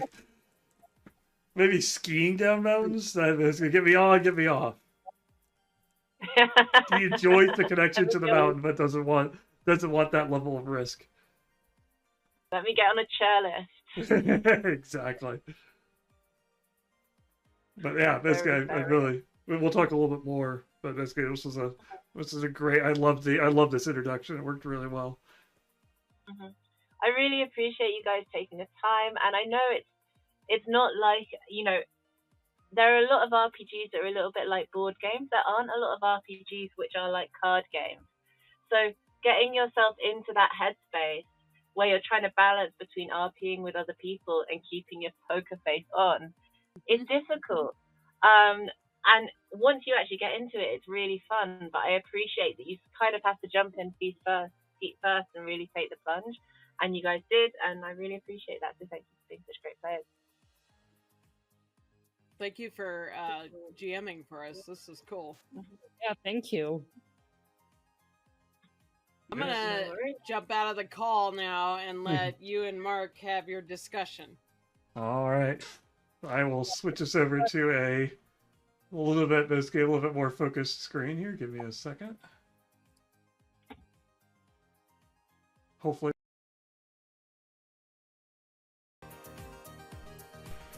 Hey, I made it. You made it. I think we have audio. Maybe. Let me unmute that so we should be able to hear you. Yeah, can you hear me? Yes. Okay, excellent. We've got you coming through on stream. Oh, I'm muted on stream. So let me actually fix it so that I've gone. Have I gone muted? Because I can hear you, but I don't know. Yeah, I think it's this particular one is acting weird, and I think my mic is going to be slightly off. Give me a second. Let me see if I can figure out what happened there. Good. Yeah, you're hearing, but you're hearing, basically, it's showing me you're hearing me through the video capture device, which is interesting. Let me see if I can't force it to be correct. Okay. There we go. Now you should be hearing me through my actual microphone. Hey! Welcome to this game. Hey, Lightning. Glad to have you here. All right, so, Laura, basically, thank you so much for being willing to come on here, walking us through this. Basically, it's been great. Basically, you talked a little bit about let me let you do let's do first things first. Basically, go ahead and basically, obviously, you've got this coming out on Kickstarter tomorrow, I believe. So go ahead if you want to go ahead and basically hype that up. Talk about what's going on with the Kickstarter, what's happening with that. Yeah, so I've been working this game now for nearly a year, and we are going to take it to crowdfunding this week. The aim is to launch tomorrow. We have one thing sort out on our back end, so hopefully that will be sorted out overnight, and then we'll be able to launch tomorrow at 6:30 British time, which is whatever time. I don't know what that is. It is 5 hours earlier Eastern time, so basically for the East Coast that would be 1:30, and then basically it's 3 hours earlier to Pacific, so that's 8 a.m. Pacific time. So we have some really exciting stuff planned if this book funds. I think I'm pretty early reviewers I did send it out to. I think it's very annoying when Kickstarters are like, oh, this game is like nothing else that exists, but it really is. You know, it's a very unique game. It's got some of the best of my favorite card games. It's got some of the best elements of my favorite card games. It's got some of my favorite things about RPGs. It's got a little competitive edge. It'll be friendly for people that want to roleplay more, and also people that want to keep it a little bit more on the card game side. We're going to have a full book that's going to look really fancy, that's designed to look like a climbing book. We are going to have a custom set of the major arcana, and we have a stretch goal to make a whole tarot deck. We have a stretch goal to develop a solo mode. If you're in the first 150 backers, you actually get a free patch, which is exciting. So definitely follow the Kickstarter, and then either tomorrow or the day after, but hopefully tomorrow, when it goes live, please consider backing it, because I personally rely on Kickstarter to make my games. And every single game that I've made has been because people have believed in it and have let me make it, and I'm really excited to make this one. So yeah, that's it. Awesome. Yeah, basically, I love the book cover and basically the way everything looks. Basically, the patch that's the early bird reward also looks great. Basically, to kind of dive into some of the stuff you talked about there. Basically, obviously, mountaineering is a passion for you. Basically, I could tell basically something you're interested in. Basically, something have you done a lot of climbing yourself, and basically what caused you to want to basically take that energy from mountain climbing and bring it into the RPG space. I'm always interested to see interesting and unique areas that people really haven't basically captured. And basically, you see stuff about vampires and other stuff. But mountaineering is definitely a new one for me. I like to climb. I'm more of an indoor climber, and I'm a very keen skier. That's my sort of background. But I think as a designer, what I enjoy doing is taking bits of media and thinking, why are we so fascinated by this? What does this say about us, about the kind of people we are? How can this become a game? So, my last game was about like the death game genre in media, like Squid Game, like Hunger Games. It was really popular. I was thinking, why are people so fascinated with this? And I personally think it's because people saw, a small number of rich people allow a lot of other people to die during COVID, and that kind of created this fascination with the death game genre. But then to say, okay, well, what are the unique design challenges of this genre? So with that project, it was how to make PvP fun. And I think with this project, it's how to combine something that's very technical with something that's, got kind of an extreme adrenaline element to it. And also to, talk about the kind of like beauty of these natural places. And how can you do all of that? And I found that card games are the best way to emulate that kind of a technical challenge, and I really enjoyed the challenge of designing for it. So it was, obviously I have a passion for it. I love reading about it. I love mountains. I love nature.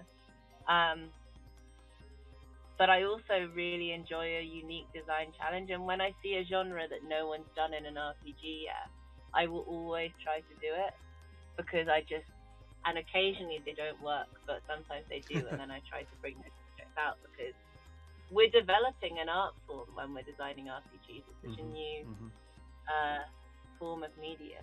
So.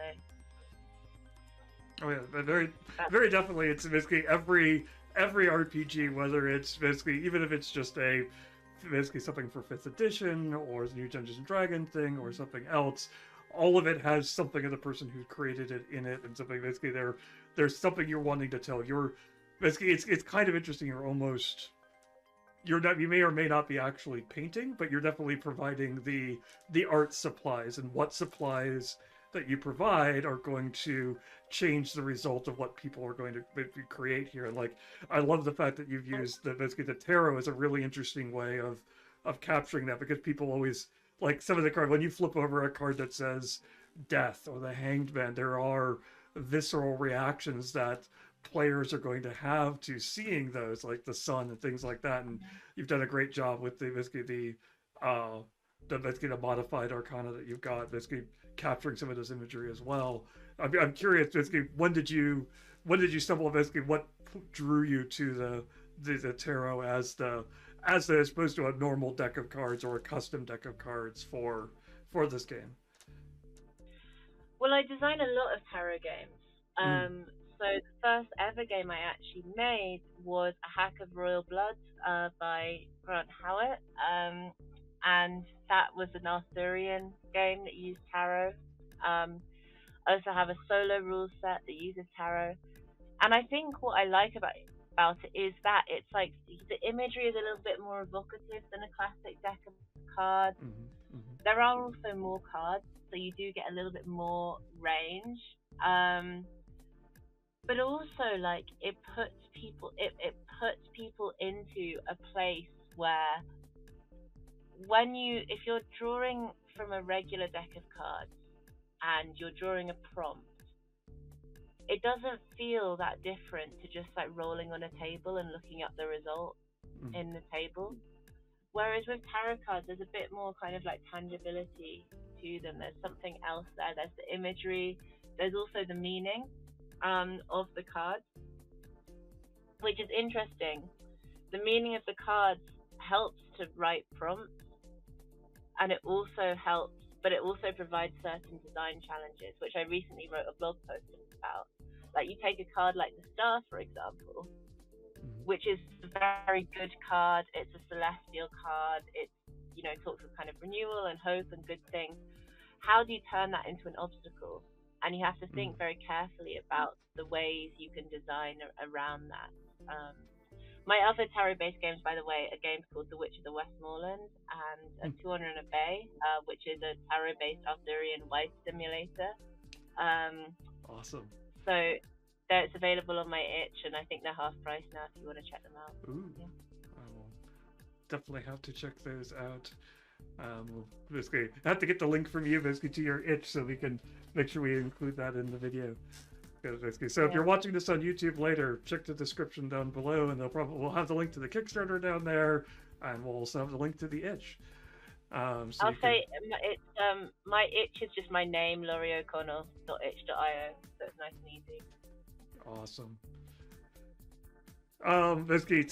Something else I also like when you're talking about making this a game, and thank you 20 for posting that link in chat. Awesome.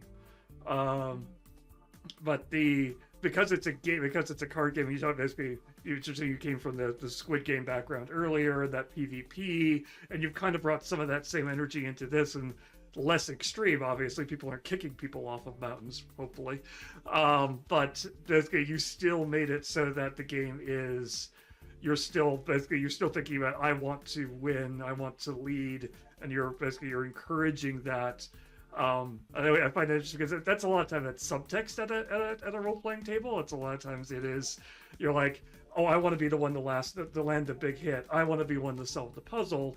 And that is the drive. A lot of people's unstated driving thing. There's a little bit. You've made that part of the game here as well. So basically, is that something it's something you came from a design experience? Is that something that came from your mountaineering experience? Like, okay, people on the mountain are super competitive, but they're also not. Basically, they also want to make sure everybody makes it up. Or basically, what led you to that kind of co-op competitive nature for this?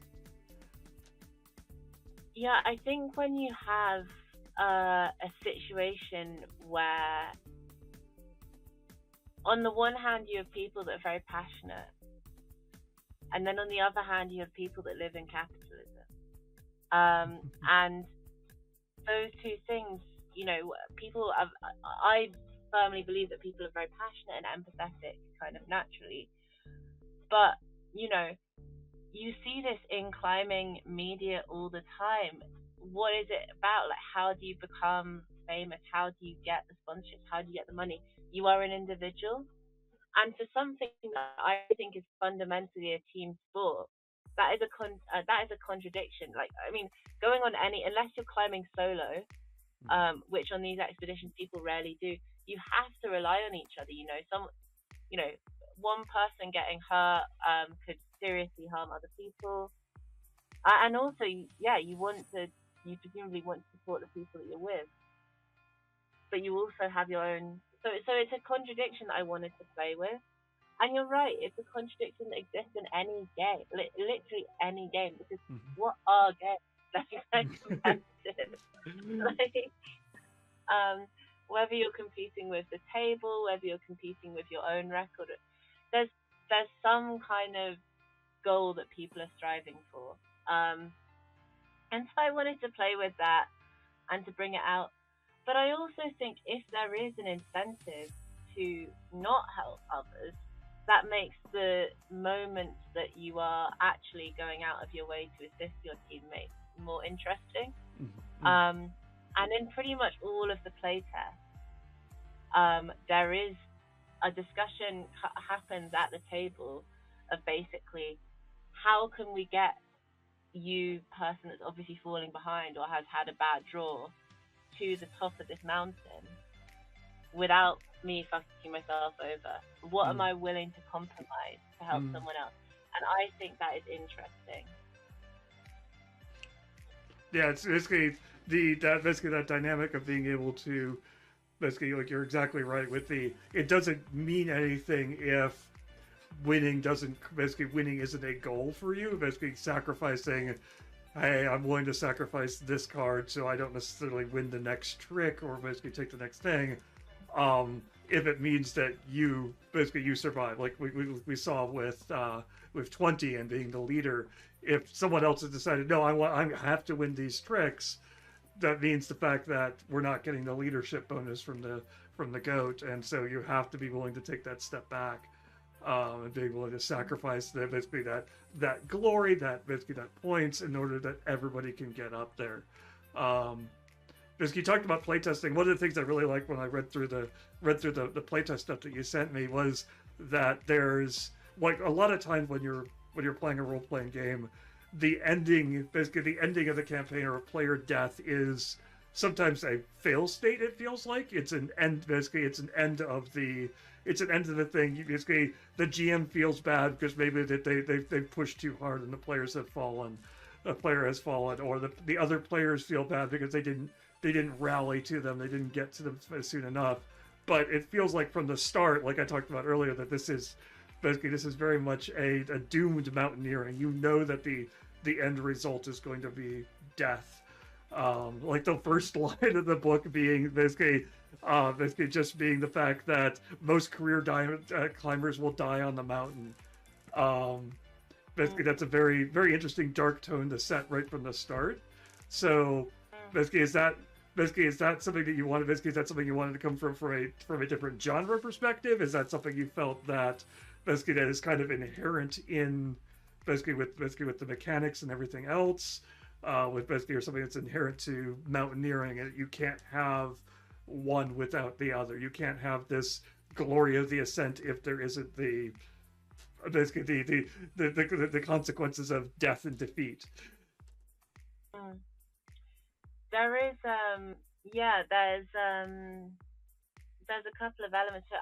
I've never felt that way about character death in my games. I don't consider it to be a fail state. Player death, yeah, that would be a problem if that happened. Character death I'm okay with. But it's because I think, but what that flows from, you're right, it is the fact it's a different type of play experience. It's not a power fantasy, and it's something where you acknowledge that, like, death is a part of an interesting life cycle of a character. And so if you track, like I was talking about my solo tarot game earlier called Corner in the Bay, that's a game where you start as a pregnant woman in Arthurian England, and so the chance that you just die in childbirth by the end of the game is extremely high. So, but that's a meaningful part of the experience of that character. Obviously, yeah, you can't really do the death game genre emulation if you don't accept character death as being fundamentally essential to the way that the game works. There are some popular games that try to emulate that and don't do that, and I think they really fail. Specifically in that regard only. And with this one, with the mountaineering game, it's particularly, it's notable because if you're someone that watches a lot of climbing documentaries or you read a lot of books, like I've just been reading this book, Into Thin Air, which is really good. I would recommend it. But some of the characters in this book, like, they actually survived this particular mountaineering disaster, and then I was just looking them up to do some more research for the same project, and they just die. They just die elsewhere. Like, there's this constant understanding of like, well, you've chosen this extremely dangerous vocation. That does mean that you have to accept death as a bit of a natural part of the life cycle of a climber. And that's something that you can then play with. There are strategies in the game that rely on death. Because, for example, this is something that we didn't get to, but in Downtime, one of the things that you can do to make your life a bit easier is you can take on debt. Downtime is basically a question of balancing your income, your hobbies, your relationships, and your passions, and you can never really have time to do them all, which is basically just an emulation of real life.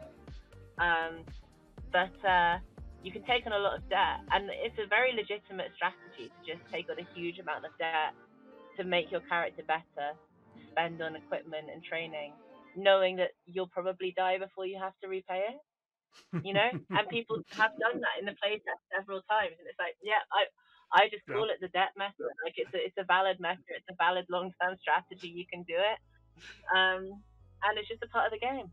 You just accept it as part of the play experience. That's awesome. Just the idea, like, basically, as long as I can get that last, as long as I can get that last high, as long as I can summit that next mountain, I don't care what it takes. Basically, as long as I can get there, and everything that happens after that, be it debt or basically even life itself, doesn't matter. I'm willing to pay that cost to get there. That's awesome. Basically, it's a great way of representing that. One other thing, basically, speaking about death and things like that, is one other thing that I read in the book is the fact that death isn't a sudden end for basically, that you have epilogues built in, and there are different epilogues built in for different kinds of what state you ended in, whether you retired as a legend or you died as an utter disaster on the mountain. Basically, there are different levels for that. Basically, you talked about playtesting a lot. You obviously done a lot of that with this. What are some great moments you've gotten from those character type deaths and things like that? I think my favorite epilogue you can get is a documentary one. So someone making like a retrospective, and you have to do a certain number of summits to retire. But also, if you've done a certain number of summits, you become kind of like famous. You have enough renown. If you do die, you get kind of a special epilogue, which is called a documentary epilogue. I've had it, at one time, all of the players got together and recorded like little voice notes, like voiceovers for the documentary of this character, and then they found like a little slideshow of random like climbing images, like pictures of mountains. They just did a voiceover of it and then played it to the player at the next playtest session, which I thought was so funny. That's great. But also, there's also like a letter, like a writing epilogue where people write little obituaries, and those are nice because it's like little mementos of the characters. Sometimes, if you have a place that you play, you stick it on a wall or on a table or on a board or something, and then just keep those old characters with you as you go forward. So it's fun. It's a nice little element of the game. That's great.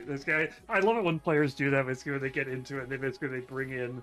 They start to do stuff outside of the game, like things like that, to make it more real, make it more interesting, whether it's letters or videos and things like that. So that's awesome.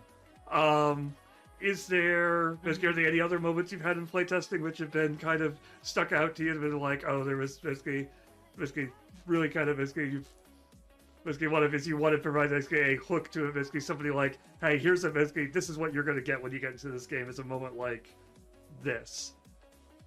I mean, some of the most some of the most amazing scenes have been when you have a group of some people that are really familiar with climbing and some people that really aren't, and then occasionally like the character roles get split, and you'll have these just amazing situations just coming out through the role play where you have like characters literally just players literally try to teach other players about climbing so that they can role play their characters better, while the other player is role playing the character. Like, don't tell me what to do. I know what I'm doing. Stop mansplaining to me. Always extremely funny moments. We've also had some really silly games where we've taken the kind of like slightly dark tone, and some players just weren't up for that, so they just decided to make it really silly. And we had all these characters that have been like frozen in the ice, and then are just like in the mountains, and they decided that they basically had to upgrade. They were all from like different time periods. Oh It was gosh. hilarious. And my favorite moments actually are in some of the Downtime roleplay as well, which is extremely much more freeform. And you have different players take on different roles in each character's Downtime scene. So, you might have one player playing a character's parent, you might have another player playing like a press conference full of journalists or so on in the Downtime scene. So everyone starts really investing in the other characters because you're literally forming a part of their kind of like backstory and their Downtime scenes, which is just it just really livens up the summit once you start to have a few Downtime periods. Yeah, basically we didn't really really able to get into Downtime as much basically in the short thing, but basically I do like the fact that it's really interesting that once you hit that point of running out of luck, that you end up in that state, which I think is called touching the void. That it's at that point your Downtime relationships become important and key, and that becomes your, basically to use a video game term, that becomes your final health bar, as it were, basically to do that. So you've got all that other management you've got going on, but you also need to, basically, it sounds like you need to also keep up your relationships and things like that to keep you alive, as it were. So it's the idea basically to help you, encourage you to keep doing the role playing and keep doing building those connections from both a role playing standpoint and a game mechanic standpoint. Yeah. And you can invest, you can not invest in your relationship at all, and you can just keep investing in building your hand size and just assuming you'll never run out of luck just by becoming a better and better climber. Or you can invest in relationships, which is, as you say, basically extra health, extra will to survive is what I've been calling it, this stat, which can get you out of scrapes.